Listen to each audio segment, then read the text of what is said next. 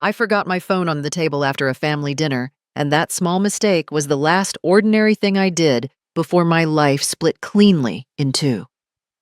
Before I tell you what happened next, let me tell you who I was before that night. My name is Eleanor Whitfield, and for more than 30 years, my hands and eyes were trusted with things most people never notice until they are gone. I am an architectural conservator. I restore historic buildings the way surgeons restore bodies, carefully, patiently, honoring every original line and hidden weakness. I spent my life protecting structures others were eager to replace, proving that preservation is not nostalgia, but responsibility. That evening was supposed to be a celebration. My son Nathan insisted on it. He chose the restaurant, an old converted library with vaulted ceilings and soft amber lighting, the kind of place that whispers prestige. He said it was to honor my upcoming 63rd birthday and my so-called retirement discussions. His wife, Brooke, sat beside him, perfectly composed, dressed in muted elegance that somehow still felt calculated. The table was filled with delicate plates, wine decanted precisely, voices low and respectful. To anyone watching, it looked like a loving family honoring a matriarch. But from the moment I sat down, something felt wrong. Not loud wrong, quiet wrong, like a building with a hidden crack that only the trained eye can sense. My vision had been troubling me for months. Subtle at first. Blueprints blurred at the edges. Depth felt unreliable. I told myself it was fatigue, age, long nights squinting over drawings. Still, that night, the room seemed to tilt ever so slightly, as if the floor itself could not be trusted. "Mom, you look tired," Nathan said gently, reaching across the table with concern practiced to perfection. "You should really slow down. You have nothing left to prove." Brooke nodded in agreement, her smile soft but persistent. "You built something incredible, Eleanor. But it might be time to let go. Stress is terrible for your condition." My condition? They had started using that word recently, like a diagnosis that excused every suggestion they made next. They spoke of responsibility, of protecting me, of how difficult it must be to work when your eyesight begins to fail. They spoke of retirement as relief, of legal paperwork as convenience, of signing authority over as an act of love. Nathan said he only wanted to help, that he would never change my legacy. I listened. I nodded. Inside, something heavy pressed against my chest. I had built my firm from nothing. I had fought developers, councils, corporations. I had preserved schools, courthouses, churches, places where memory lived in stone.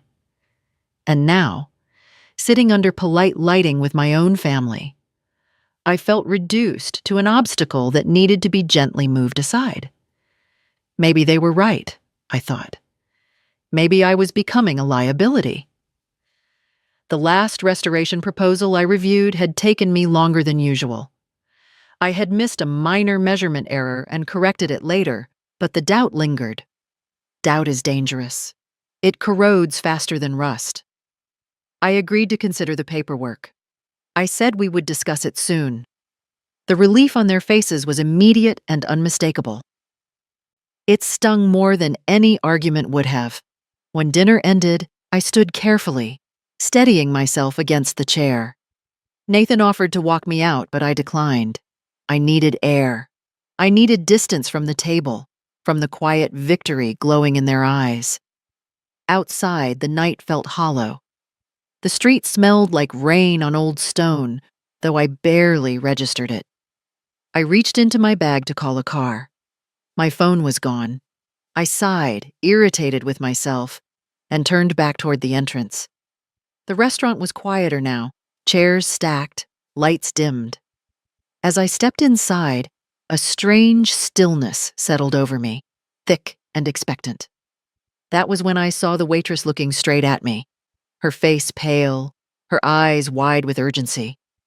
And before I could ask a single question, she moved toward the door and locked it behind me. Everything I thought I knew ended right there. The sound of the lock clicking into place was soft, almost polite, but it echoed inside my chest like a gunshot. I turned toward the door instinctively. "Excuse me," I said, my voice sharper than I intended. "I just need my phone. I'm leaving." The waitress did not move. She was young, maybe mid-20s, with dark hair pulled back too tightly and hands that trembled despite her effort to appear calm. Her name tag read Mara. She swallowed hard and glanced toward the dining room, then back at me. "Please," she whispered. "You have to trust me. I wouldn't do this if it wasn't serious." My heart began to race. Every professional instinct I had learned over decades told me this was wrong. A locked door. A stranger asking for trust. But there was something in her eyes that stopped me from pushing past her.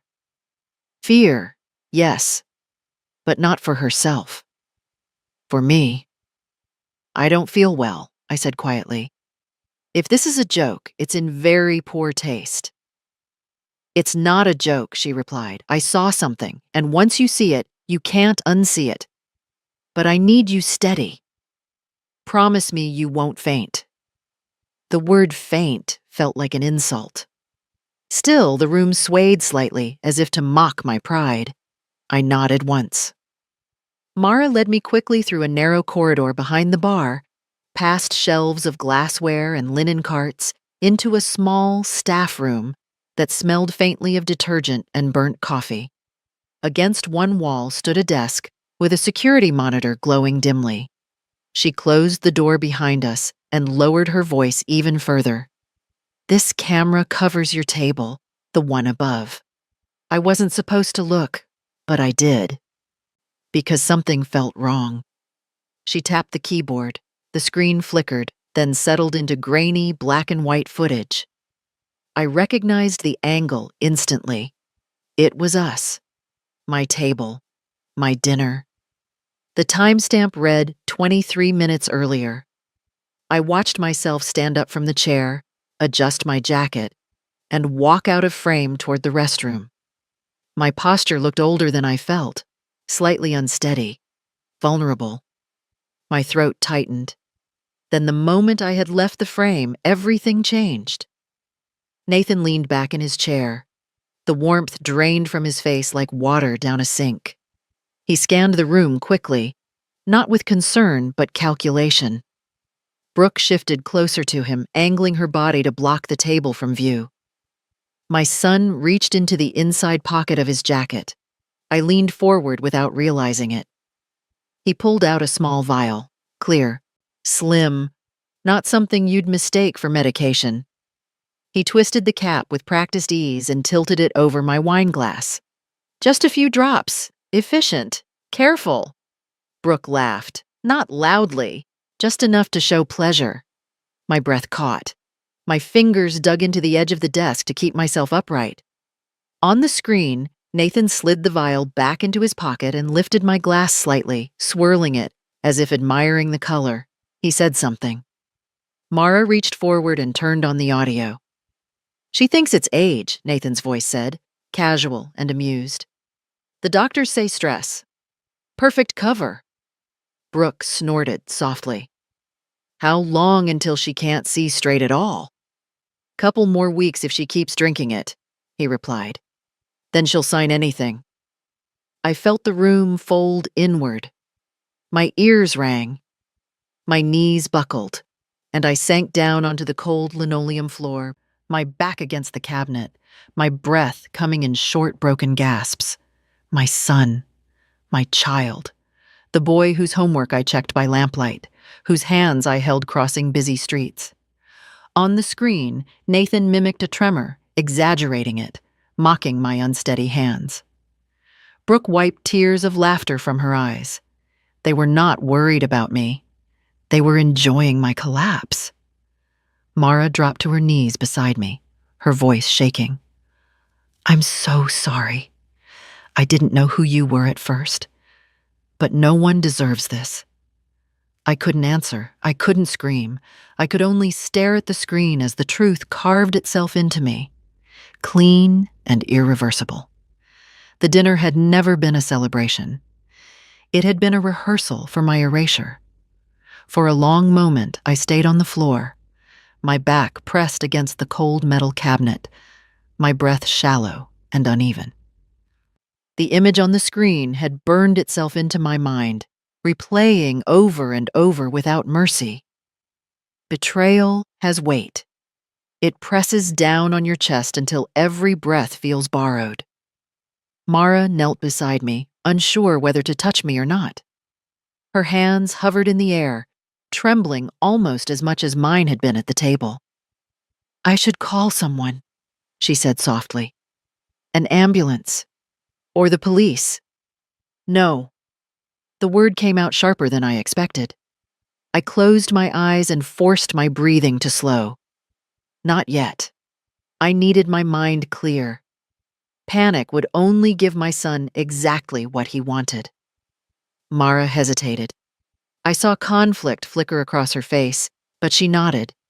I think you should know something, she said quietly. My father works in industrial safety, chemical exposure cases. I grew up hearing about substances that don't kill you, but make you weak. Make you doubt yourself. That caught my attention.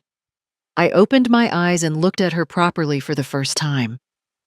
She wasn't just frightened. She was certain. When I saw him pour it, she continued. I recognized the way he handled it. Too confident. That's not medicine. And it's not random. It's calculated. The room stopped spinning. Calculated. That word mattered. For months, my eyesight had been failing in patterns, not chaos. Worse at certain times of day. Worse after meals I shared with Nathan. Slight improvement when I traveled alone for work. I had blamed stress, fatigue, age. But age does not follow schedules. Poison does. A strange calm crept in, cold and focused, like the moment before a difficult restoration when you finally identify the source of structural failure.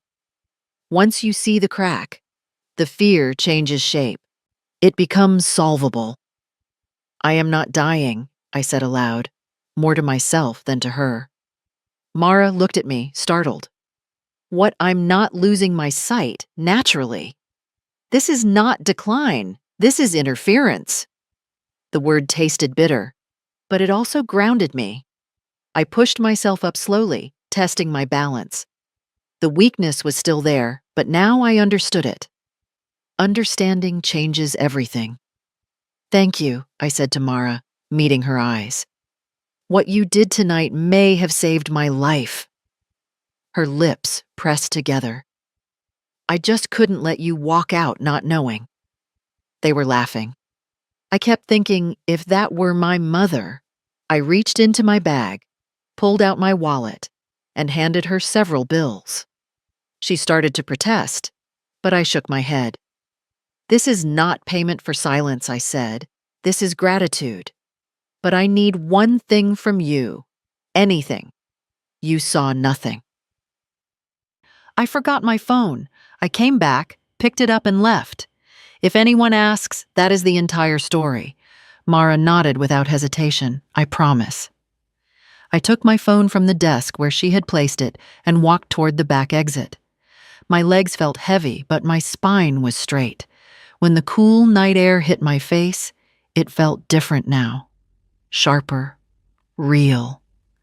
I did not cry on the way home. Grief would come later. Right now, I needed control. At home, the house was silent. Too silent. Nathan and Brooke would not return until late. I did not go to my bedroom. I went to my studio, the room where I kept my earliest drawings and tools, where every surface carried the weight of memory and precision. I sat at my drafting table and stared at my hands.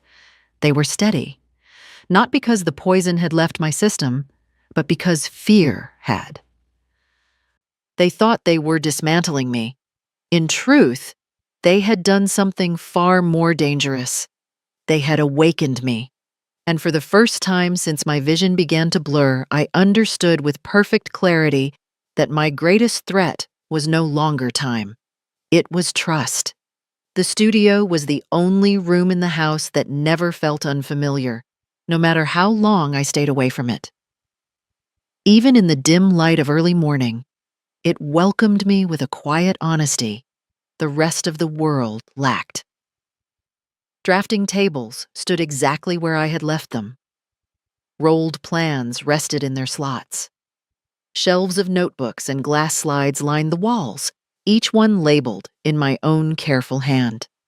This room had never lied to me. I locked the door behind me and turned on the overhead lamp. Its white light cut through the shadows and settled over the table like a surgeon preparing for an incision.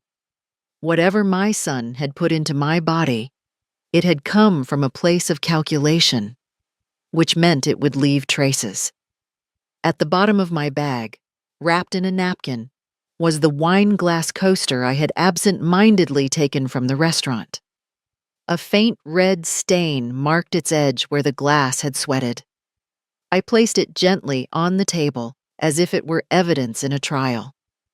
Years ago, before I ever touched historic stone or timber, I had trained in material degradation analysis. Light, pressure, chemicals. Buildings fail for reasons. So do bodies. I retrieved a small, portable optic analyzer from a locked drawer. Old equipment, reliable. I scraped the faint residue from the coaster into a sample slide, added a neutral solvent, and positioned it beneath the lens. My breath slowed as I adjusted the focus. The pattern appeared almost immediately. It was not alcohol alone. There was a secondary compound present, synthetic, structured, deliberately engineered. I ran the test twice, then a third time to be certain. The results did not change. A temporary optic nerve suppressant, not permanent damage, not degenerative disease. A controlled disruption of visual processing designed to mimic natural decline. Enough to cause doubt. Enough to erode confidence. Enough to make a woman surrender her life's work willingly. I sat back in my chair, the truth settling over me with chilling clarity. Nathan had not wanted me dead. He wanted me obedient. I closed my eyes and let the anger rise, then settle. Rage was a blunt tool. I needed something sharper. If the compound was temporary, that meant timing mattered. Exposure had to be repeated, carefully maintained. And if exposure stopped, recovery would follow, which meant I still had leverage. I checked the clock. 6:30 in the morning, too early to act, too early to confront, but not too early to plan. I picked up my phone and stared at my son's name on the screen. For a moment, I hesitated. Then I pressed call. I let my voice shake when he answered. I let panic seep into every word. "Nathan," I whispered. "I can't see properly this morning. It's worse. Everything feels dim." I tried to read my notes, and I couldn't make sense of them. There was a pause, just long enough to hear his satisfaction, hiding behind concern. "Mom," he said gently, "this is exactly why we talked about stepping back. Stress makes it worse." I swallowed hard, letting my silence speak. "I don't want to fight it anymore," I said. "I don't want to keep pretending I'm fine." Another pause. This one shorter. "We can bring the paperwork today," he said. "No need to wait. You should rest." "Yes," I replied. "Please." Today. I ended the call before he could say anything else. The bait was set. I spent the next hours cleansing my system as best I could. water from sealed bottles, plain food. Steam compresses over my eyes the way I had learned long ago to relieve chemical exposure. I did not expect miracles. I needed only enough clarity to execute what came next. Then I moved through the house methodically.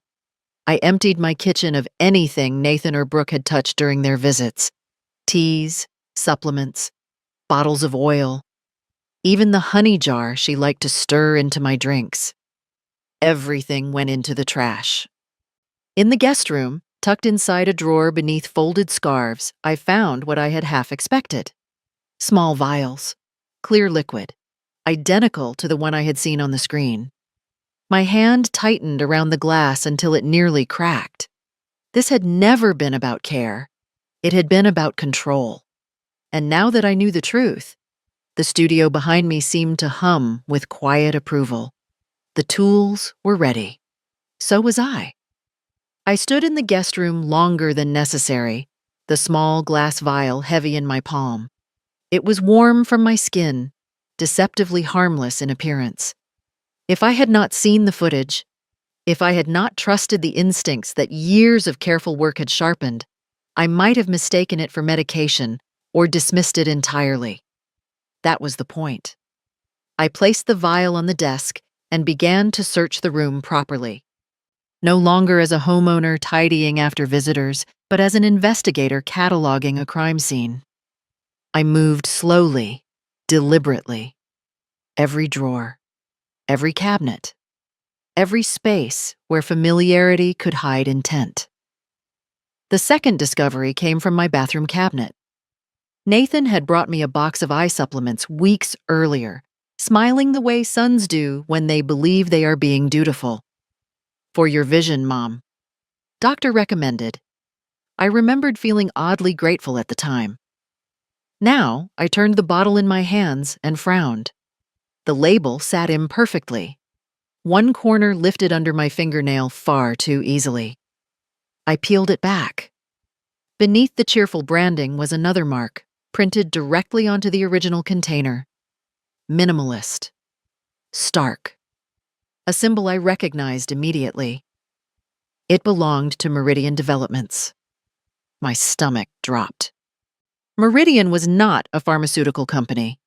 It was a ruthless real estate conglomerate known for acquiring protected properties, draining them of legal status, and leveling them for profit. I had blocked 3 of their major projects over the years, invoking preservation clauses and historical designations they despised me for. This was not coincidence. I continued searching, my pulse steady but cold.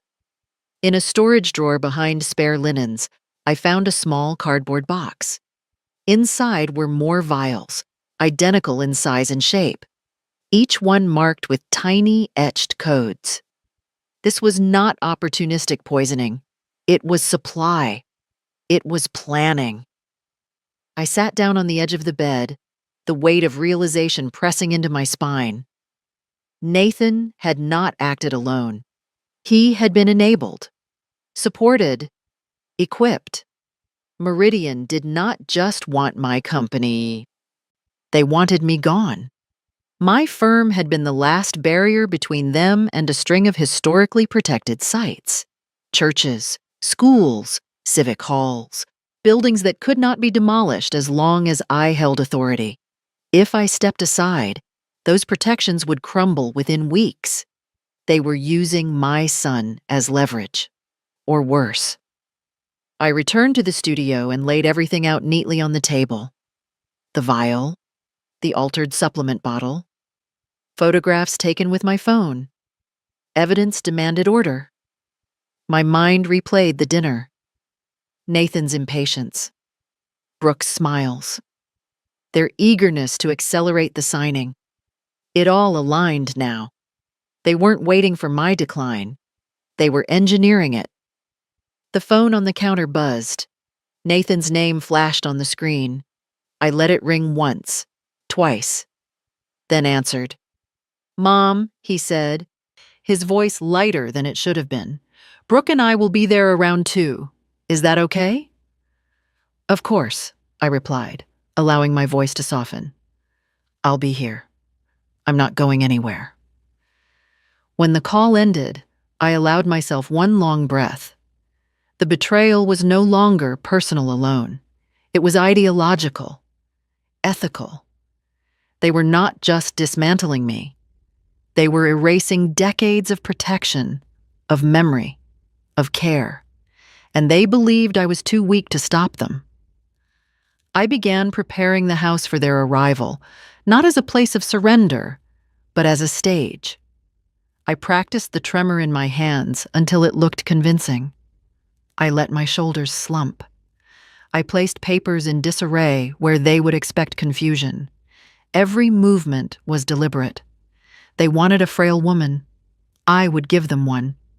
And while they watched her fall, they would never notice the ground shifting beneath their feet. The sound of tires crunching against the gravel driveway reached me before the doorbell rang. I was already seated in the living room, wrapped in an old wool shawl, my posture slightly bent, my gaze unfocused. I had chosen this room carefully. It held just enough light to exaggerate weakness, just enough shadow to hide clarity. When Nathan and Brooke entered, they did so with the confidence of people who believed the outcome was inevitable. Nathan carried a leather folder pressed firmly against his side. Brooke followed with a bakery box tied in a neat ribbon, her expression composed and almost celebratory. "Mom," Nathan said loudly, as if volume alone might compensate for empathy. "How are you feeling?" I blinked twice before answering, letting the pause stretch. "Oh, Nathan. You're here already. I must have lost track of time." Brooke stepped closer and set the box on the table. "We brought you something sweet. You should keep your energy up." I leaned forward slightly, squinting at the box, as though trying to identify it by shape alone. Is that the vanilla cake I like? I can't tell anymore. Everything smells wrong lately. They exchanged a glance. It was quick, but I saw it. Nathan cleared his throat. "That's normal. The doctor said distortions happen when the nerves are stressed. It doesn't mean anything serious." I nodded, clinging to the words like a frightened child clings to reassurance. "If you say so, I trust you." That sentence did something to him. I watched his shoulders relax. Trust was the currency he had been waiting to collect. He opened the folder and placed it on the table.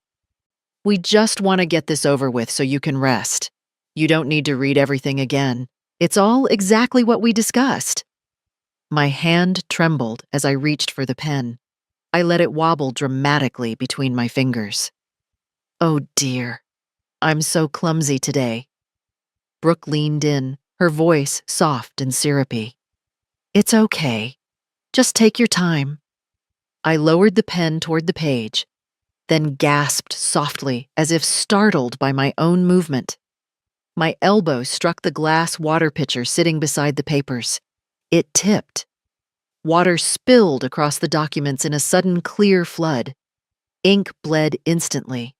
Signatures blurred. Official seals warped and dissolved before our eyes.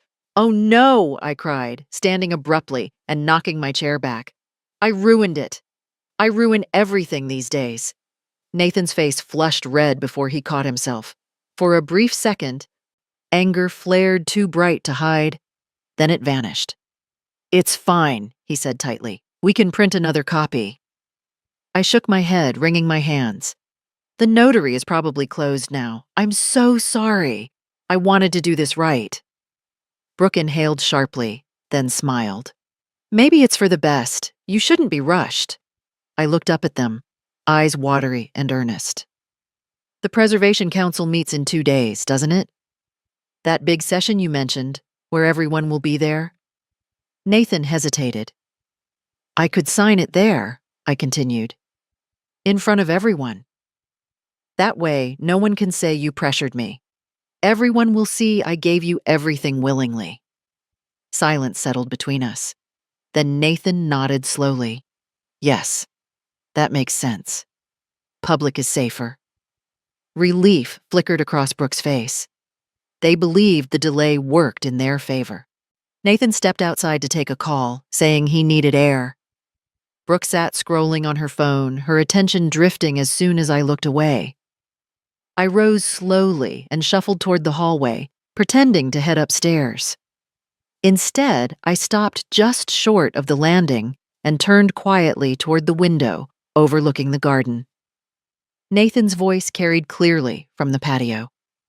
"She's worse than we thought," he said, his tone smug. Could barely hold the pen. "She'll sign at the council meeting. No problem." A distorted voice answered through the speaker. "Good. Once it's done, proceed immediately." Nathan laughed. "We won't waste time. The permits will move fast. By the time she realizes anything, it'll all be gone." I stepped back from the window, my heart steady and cold. They thought the performance was over.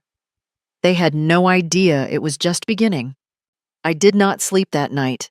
I sat at the small desk in my bedroom, the lights off, the house silent around me, replaying Nathan's words until they lost all emotion and became pure information. Permits. Immediately. Gone. He was not planning a transition. He was planning an erasure. Just before dawn, I made the call I had been avoiding. Daniel answered on the second ring. "Eleanor." He sounded surprised. "It's early, I know," I said. "I need you to trust me, and I need you now." There was a pause. Then, "I'm on my way." Daniel Mercer had been my partner long before Nathan ever showed interest in my work. A structural historian, meticulous and stubborn, he understood one thing better than anyone else. Documents outlive people. If you protect the paper, you protect the truth.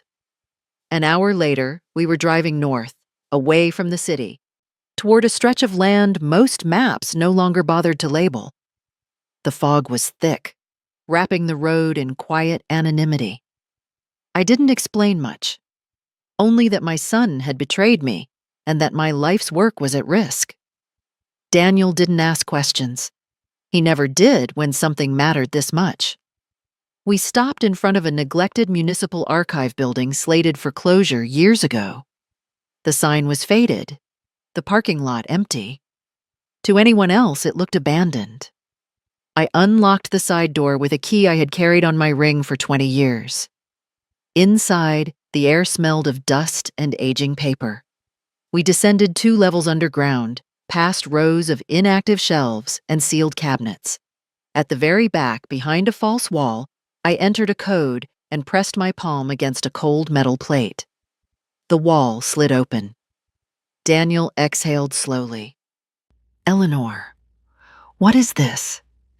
"This is the reason Sterling survived every hostile takeover attempt for 3 decades, I said. "And the reason Nathan will fail." Inside was a vault. Not money, not jewels. Deeds. Original restoration charters. Preservation covenants. Addendums signed in ink that still carried legal force. Every building my firm had protected was represented here with clauses embedded so deeply that no public transfer of authority could dissolve them. I handed Daniel a folder. "Contingency authority. If I am declared incapacitated or coerced, all rights revert to the Preservation Trust, which I control, alone." He flipped through the pages, his eyes widening. "You never told the board about this. I never told anyone," I said. "Not even Nathan." Daniel closed the folder carefully.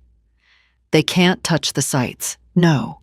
And if they try," I continued, "their attempt becomes criminal interference with protected heritage." I placed the vial and the altered supplement bottle on the table.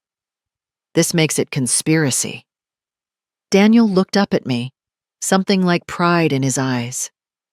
"They think you're fragile." I allowed myself a thin smile. "They think age made me weak. In truth, it taught me where to hide the foundations." By the time the sun rose, we had copies secured in 3 locations, legal counsel alerted, and contingency notices prepared. When Nathan arrived at the council meeting the next day, confident and impatient, He would walk into a room where every exit had already been sealed. He just didn't know it yet. The council chamber was already full when I arrived. Long wooden tables, microphones neatly aligned, nameplates polished to a dull shine. People who had known me for decades nodded politely as I passed, their expressions a mixture of respect and concern. Word had traveled quickly. Eleanor Whitfield was stepping down. Or so they believed. Nathan sat near the front with Brooke beside him, both dressed for victory. He stood when he saw me, offering his arm with exaggerated care. I ignored it and walked on my own. My vision was clear. Not perfect, but honest. Grounded. Enough. When my name was called, I rose slowly, allowing the room to settle into silence. This was the moment they had prepared for. The public surrender. The signature that would unlock everything. Nathan slid the folder toward me, the new documents pristine, the pen placed carefully on top. "Take your time, Mom," he said softly, for everyone to hear. I looked at the paper. Then I looked up. "Before I sign anything," I said calmly, "there is something I need to share with this council." Nathan stiffened. Brooke's smile faltered. I nodded to the clerk at the side of the room. "Please play the footage." The screen behind the council lit up. Grainy black and white images filled the chamber. My table at the restaurant. Me standing up, leaving. Then my son reaching into his jacket. The vial. The pour. The laughter. A murmur rippled through the room like a sudden wind. "Turn on the sound," I said. Nathan's voice echoed through the chamber. Clear. Smug. Unmistakable. "She thinks it's age." Brooke's hand flew to her mouth. I continued before anyone could speak. For months, my declining vision was not a medical mystery. It was chemically induced, designed to mimic age-related deterioration, temporary, reversible, and administered without my knowledge or consent. I placed the vial on the table in front of me, then the altered supplement bottle, then a folder of lab analyses and documentation. This substance was supplied by an external developer with a vested interest in dismantling historic protections I personally enforced. Gasps. Whispers. Chairs shifted. Nathan stood abruptly. "This is absurd. She's confused. She's been unwell." I met his eyes. "I am unwell," I said evenly, "from betrayal." I turned back to the council. In anticipation of coercion, decades ago I placed all protected site authority into a private preservation trust. Any attempt to transfer or liquidate assets under duress activates immediate reversion and criminal review. I nodded to Daniel, seated at the far end of the chamber. He stood, holding the documentation high. "This meeting," I continued, "is now evidence." Security moved quickly. Phones were confiscated. Officials whispered urgently into radios. Nathan's confidence collapsed in real time. His voice cracked as he tried to speak again, but no one was listening. Brooke stared at me, eyes wide, finally understanding the scale of what she had gambled. By the time the council recessed, authorities were waiting. Nathan did not look back as he was escorted out. I did not reach for him. Some losses do not deserve mourning. Weeks later, my firm no longer existed in its old form. It became a non-profit trust, legally sealed against private exploitation. Every protected building remained protected, permanently. I returned to my studio not to rebuild what was broken, but to continue what had never truly been taken. I share this story not for pity, but for clarity. Because betrayal often wears the mask of concern.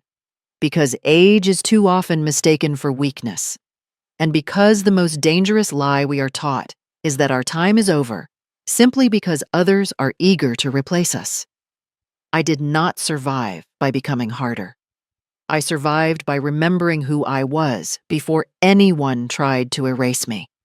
Never surrender your voice to those who benefit from your silence. Wisdom does not fade with age. And those who rush to claim your legacy often forget one thing: you built it.